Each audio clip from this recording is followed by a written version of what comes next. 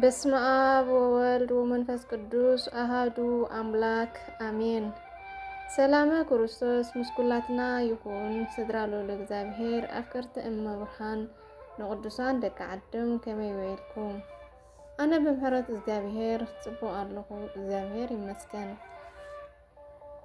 እምበኣርከስ ንሎማዓንቱን ሰማዕትነት ኣይምልጥኩም ካብ ትብል መጽሓፍ በቅዱስ ዮሐንስ አፈወርቂ ዝተጻሕፈት ንሕና ንባዕልና ንነፍስና ናይ ምንታይ ምኽንያት ኢና እትብል መንፈሳዊ ጽሑፍ ሒዘልኩም ክቐርብ እሞ ንኽትከታተሉኒ ብኽብሪ ይዕድም።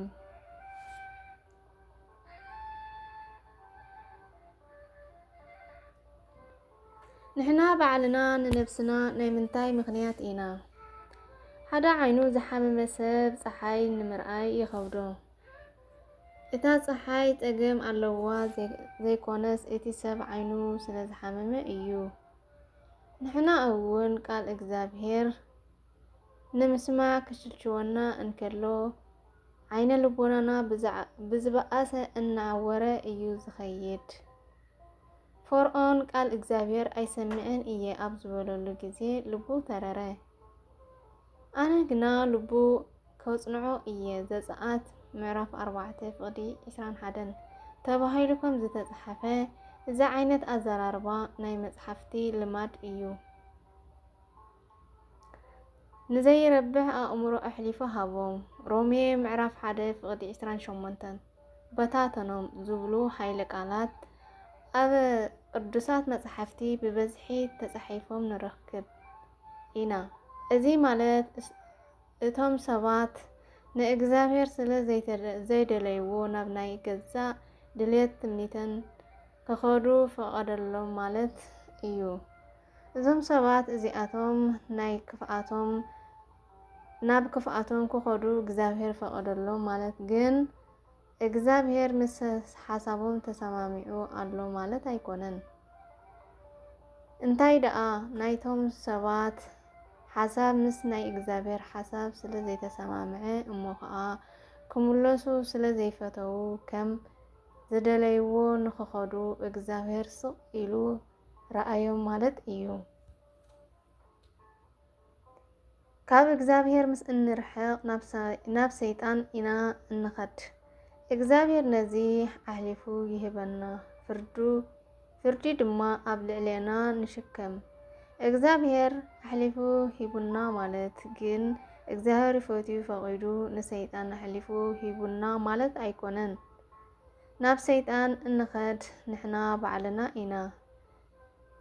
ብፍቃድናን ብድልየትናን ካብ እግዚአብሔር ምስ ረሓቕና በደልና ኣብ መንጎናን ኣብ መንጎ እግዚአብሔርን ተቐውም። ንኸይሰምዐና ንኸይምሕረና ድማ ትኽልክሎ።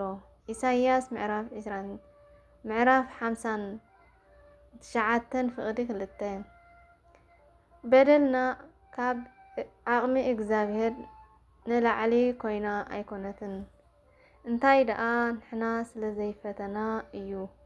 ዘማራይ ክቡር ዳዊት እንሆ ካባኻ ዝረሓቑ ከጠፍኡ እዮም ዝበሎ ድማ ነዚ እዩ። መዝሙረ ዳዊት መዝሙር 73 ፍቅዲ 27 እግዚአብሔር ኣብ ነቢይ ሆሴዕ ሓዲሩ ናይ ኣምላኽ ሕጊ ስለ ዝረስዓኻ ኣነ ድማ ክገድፈካ እየ ኢሉና ኣሎ።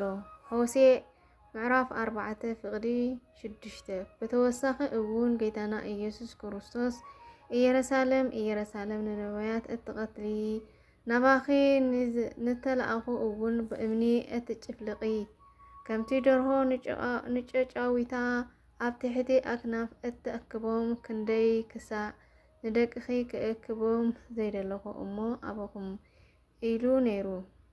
ሉቃስ ምዕራፍ 13 ፍቅዲ 34 ኣብ ነቢይ ኢሳይያስ ሓዲሩ እውን ስለምንታይ እዩ ምስ መጽኣኩስ ሓደ እኳ ዘይጸንሕ ፀዊዐ ከዓ ሓደ እኳ ዘይምልሰለይ ብሓቂ ዶ ኢደይ ንምብጃው ሓጻር እያ ወይስ ከናግፍ ዶ ሓይሊ የብለይን እንሆ ብመግናሕተይ ንባሕሪ ኣንጥፎ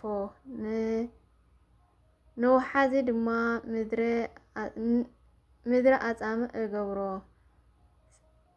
ሰኣን ማይ ከዓ ዓሳታቱ ብጻምእ ሞይቶም ይሙሽሙሹ ኢልና እዩ። ኢሳይያስ ምዕራፍ 50 ፍቕዲ 2 እግዚአብሔር በዞም ሃይለ ቃላት ገይሩ ከመሓላልፎ ዝደለየ መልእኽቲ ንጥፍኣትና ኮነ ንልምዓትና ቀንዲ ምኽንያት ጠንቂ ንሕና ባዕልና ከም ዝኾንና ንምግላጽ እዩ። እግዚአብሔር ምሕረቱ ዝበዝሐ መዓቱ ዝረሓቐ ርህሩህን ይቅር በሃልን ኣምላኽ እዩ።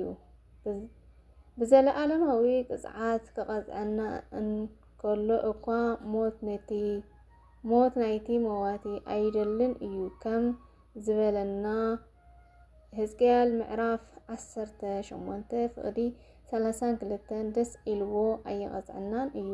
ነዚ ድማ እዩ ጎይታና ኢየሱስ ክርስቶስ ኢየሩሳሌም ብገዛ ፍቓዳ ክትጠፍእ እንከላ ዝበኸየላ እሞኸ ደኣ ንሕና ባዕልና ንነፍስና ናይ ምንታይ ምኽንያት ኢና?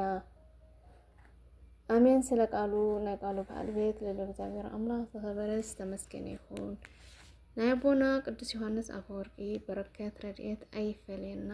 አሜን። ወስብሐት ለእግዚአብሔር ወለወላዲቱ ድንግል ወለመስቀሉ ክቡር አሜን።